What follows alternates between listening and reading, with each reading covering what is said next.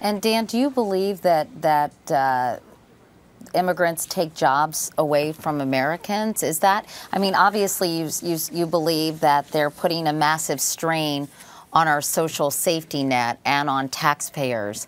But do you believe that illegal immigrants are taking jobs away from Americans? Yeah, well, you said illegal immigrants. Okay, illegal immigrants. Anybody who is or immigrants, if you wanted to say all immigrants. Anybody who has a substitute level of skills, who's a substitute for an American worker, by definition increases labor supply in that niche and erodes bargaining leverage for American workers. In construction, service industries, places where people illegally have been working, there's no question about it. Now, I know you can say, oh, look at this guy working 18 hours a day for cash under the table. No American would do that job. That's because we have jobs that aren't paying a decent living wage.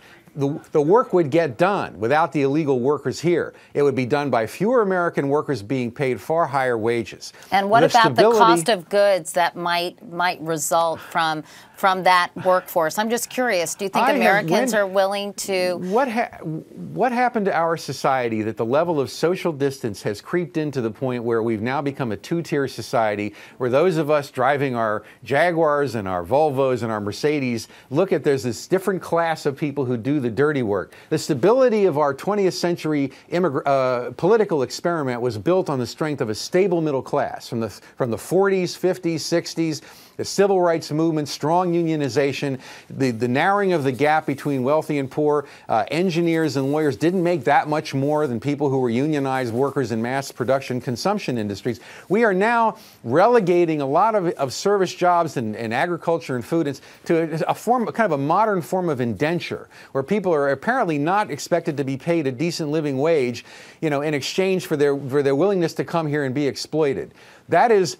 First of all, we're destroying the American middle class. The native-born population with high school degree or less is dropping out of the labor force. We see the people who are most highly impacted by illegal immigration, the least able to defend themselves politically and financially.